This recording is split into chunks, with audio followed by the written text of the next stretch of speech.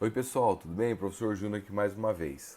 Bom, hoje a gente vai estar falando um pouquinho sobre algo que não sei qual ano que você está assistindo esse vídeo, mas em 2020 é um ano muito conhecido por uma grande pandemia que aconteceu. O que é uma pandemia? Pandemia é quando algum tipo de infecção, algum tipo de doença, ela atinge vários continentes, né? Então isso tem acontecido com o vírus do SARS-CoV-2, né, que causa a Covid-19.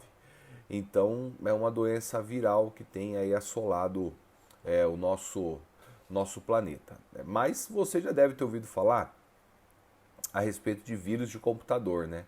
Que eu acho que os alunos acabam conhecendo primeiro um vírus de computador e depois entendendo que realmente é um vírus, né?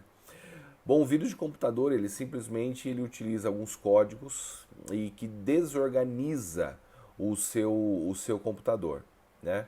E ele acaba se replicando, fazendo cópias de si mesmo e acaba distribuindo via e-mail, ou seja, qual for o método, para outros computadores, outros celulares e tudo mais. E por incrível que pareça, os vírus que atingem os corpos dos seres vivos, né?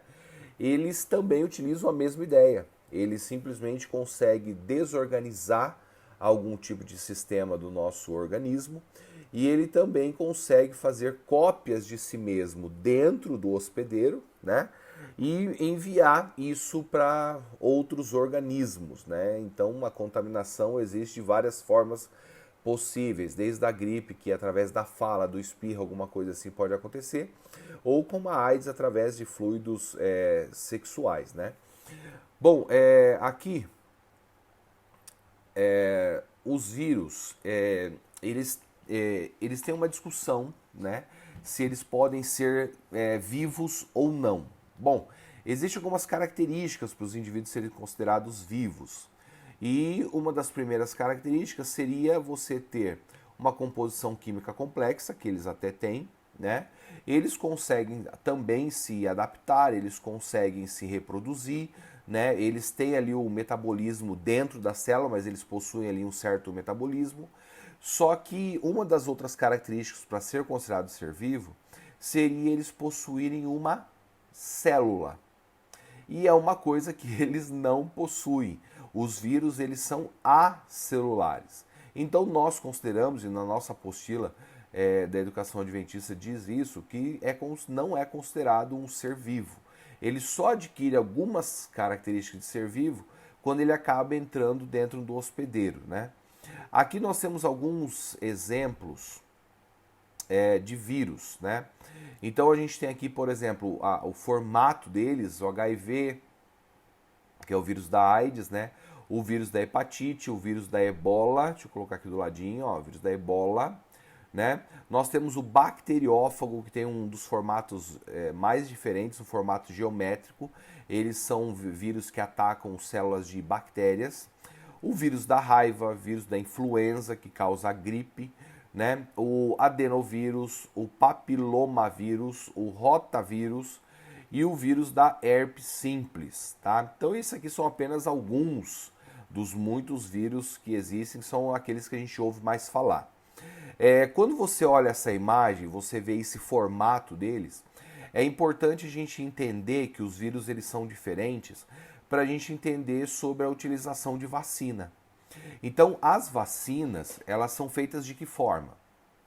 A partir do vírus, né, que ele vai estar atenuado, ou seja, enfraquecido, ainda vivo, ele pode estar morto ou simplesmente partes geométricas ali das estruturas anatômicas do vírus. Por quê? Porque a ideia da vacina é mostrar para o organismo que entrou uma grande quantidade de vírus, de corpos estranhos. Essa forma, esse formato não é comum dentro do nosso organismo. Então, imediatamente, as células de defesa, a produção de anticorpos, né, vão agir e vão combater isso.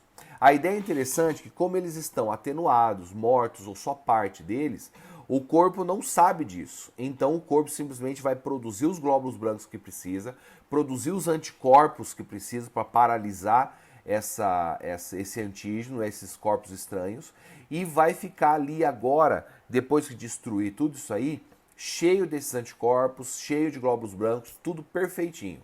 Porque se por um acaso você for contaminado por um vírus que esteja ativo, podendo causar a doença, o seu corpo já está preparado. Então é provável que você acabe recebendo a infecção e não tenha nenhum tipo de sintoma que seria necessariamente a doença. Então a ideia é essa, né? Então você simplesmente receber isso e ser comunicado aos outros glóbulos brancos de que, olha, entrou um corpo estranho aqui, com um formato ali, né, do bacteriófago, né, e a gente não tem esse formato, então vamos agir, vamos trabalhar. Então é dessa forma que ele acaba agindo, né? Agora, existe alguns glóbulos brancos que fazem esse trabalho, né? E existem vários glóbulos brancos, linfócito TCD8, linfócito B, linfócito TCD4, né? Mas vamos colocar aqui uma ênfase nos linfócitos TCD4. Os linfócitos, eles são tipos de glóbulos brancos, eles têm a função de quê? Eles têm a função de, quando chegar o vírus, é ele que reconhece o corpo estranho e manda mensagem avisando para os outros glóbulos brancos, olha, entrou aqui um antígeno que vai afetar o nosso corpo, não é normal, precisamos destruir ele. Então o linfócito TCD4 ele seria tipo um X9, ele vai lá e vai contar para todo mundo o que aconteceu. E os outros linfócitos vão produzir anticorpos, outros linfócitos vão chegar e vão fagocitar esse corpo e eliminar. Só que sabe o que é interessante? O vírus da AIDS, ele é um vírus que ele atua numa célula, como eu já disse, e adivinha em qual célula o vírus da AIDS gosta de entrar e destruir? Isso mesmo, o linfócito TCD4. Justamente o linfócito responsável por auxiliar o sistema imunitário e avisar a todo o organismo que esse vírus ele chegou, né? Então a pessoa, claro, a AIDS ela dá algumas consequências, como diarreia, emagrecimento, febre, entre outras coisas, né? Vômitos. Mas a tendência é da pessoa morrer por qualquer outro tipo de infecção, a mais simples possível, pode ser até. Por quê? Porque qualquer tipo de infecção que acaba entrando no organismo, o corpo não vai ser avisado de que aquele antígeno entrou. Por quê? Porque o vírus da HIV está destruindo todo mundo que avisaria a isso, entendeu? Então por isso que esse vírus ele é extremamente perigoso. Né? Ah, mas eu não consigo fazer uma vacina? Não, porque se você colocar partes do vírus HIV, não vai adiantar nada, porque quando ele entrar no organismo, o que vai acontecer? Ele não vai ser reconhecido, porque não tem células para reconhecer. Aí você deve pensar, mas vem cá, e se a gente conseguir fazer anticorpos deles, né? Os anticorpos, já como o soro, por exemplo, entra direto e já ataca ele. Sim, poderia até ser feito. É o que é feito hoje em dia, que a pessoa toma alguns coquetéis com anticorpos. Só que o vírus, a gente vai ver que o vírus da AIDS, ele tem uma forma de reprodução em que ele fica um tempão escondido para depois ele poder se aparecer e ser todo ativo, lindo e belo aí, né? Aqui nós temos uma outra imagem que mostra sobre um vírus que foi muito conhecido durante um tempo, que é o vírus da gripe suína, né? Então você percebe que ele tem esse formato esférico, né? Geralmente os vírus eles têm assim esses dois formatos reconhecidos, né? O formato de bastão, que é aquele formato do bacteriófago, né? E o formato esférico, que é a grande maioria dos vírus tem esse formato, né? E o vírus da gripe suína tem esse formato esférico também, com essas estruturas ao redor dele, né? Que seria parecido com uma coroa, né? Então por isso que a gente chama alguns vírus de coronas, né? Porque são vírus que possuem essa membrana parecido com uma coroa, como você está vendo aqui, tá? Bom, como que funciona a reprodução dos benditos vírus então? Bom, nós temos duas formas de reprodução. A primeira da esquerda que você está vendo aí, ela acontece em gripe e resfriado. A gente vai ver depois que a gripe e resfriado ela tem uma uma diferença, né? Então, assim, a primeira da esquerda é uma reprodução mais rápida, né? Mais rápida. E a reprodução da direita, ela pode ser uma reprodução que pode demorar muito tempo. Então, isso acontece, por exemplo, no vírus da AIDS ou pode acontecer no vírus da herpes também. Vamos para o esquerdo aqui, tá bom? Então, olha só, o que está acontecendo aqui? Aqui você tem uma célula, tá? Esse daí que tá, essa estrutura está em rosinha, tem um citoplasma dentro e depois tem um núcleo ali. O que está acontecendo ali? Você tem o acoplar do vírus, tá? Ele chega até ali e manda o seu material genético ali dentro, tá? Mas quem é que guarda esse material genético? Vamos voltar aqui, ó. Olha só, quem guarda esse material genético é esse capsídio que você está vendo aqui, ó. Esse capsídio que tem nas duas, ele guarda aqui o material genético, tá? Então esse capsídio, ele vai guardar o material genético, fazendo com que ela fique ali protegidinho até chegar na célula, tá? E aí ser transmitido. E alguns vírus, como é o caso da forma esférica, por exemplo, ela também pode ter um envelope em volta desse capsídio. E esse envelope, ele é justamente formado por lipídios e proteínas, justamente a mesma composição de uma célula, tá? Então, exatamente para ele poder ter essa adesão e mandar o seu material genético para dentro. Aqui, ó, assim que você vê o material genético entrando, o que acontece imediatamente com a célula, assim que o material genético está entrando?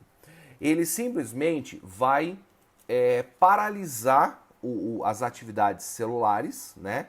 Então ele vai deixa eu pegar aqui a caneta, ele vai simplesmente paralisar aqui, né? A célula, tá? Então vai parar totalmente aqui e vai utilizar aqui o interior das células e as estruturas celulares para com que ele possa fazer a transcrição de suas proteínas e as proteínas que vão formar os vírus. Então, nessa parte 3A aqui, por exemplo, é a parte onde ele está tendo a produção de proteínas. Assim que ele produzir essas proteínas, elas começam a formar as partes do vírus, né? Como você está vendo aqui, ó, já formando o quê? Novos capsídeos ou cápsides, tá? Assim que formar esses capsídeos, eles vão se juntar com as outras estruturas que foram formadas e depois que elas se formarem totalmente, elas rompem a célula, tá vendo, ó? Elas rompem a célula, destroem a célula e são liberadas no meio extracelular para poder atacar outras células e ter essa continuidade. Já do lado direito, nós temos o ciclo lisogênico, tá? Então, o primeiro é o ciclo lítico, esse é o ciclo lisogênico. Qual a diferença? Bom, a diferença é que ele começa diferente e termina igual o ciclo lítico. O que vai acontecer? Vai entrar aqui, por exemplo, vão entrar o material genético, só que ao invés de o material genético paralisar as funções celulares e em seguida começar a produzir as suas proteínas, ele faz diferente e se torna preocupante.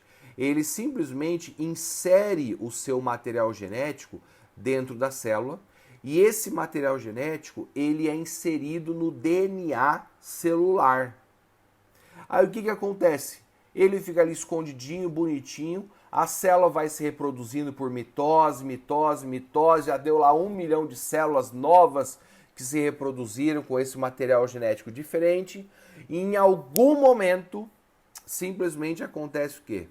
Acontece um start ali, por algum motivo, e esse start faz o quê? Ele simplesmente começa a paralisar a célula, e começa agora a produzir as suas proteínas, começa a produzir as suas partes virais e aí destroem todas as células que estão com esses vírus dentro e mandando para o meio celular para voltar novamente a continuar isso aí.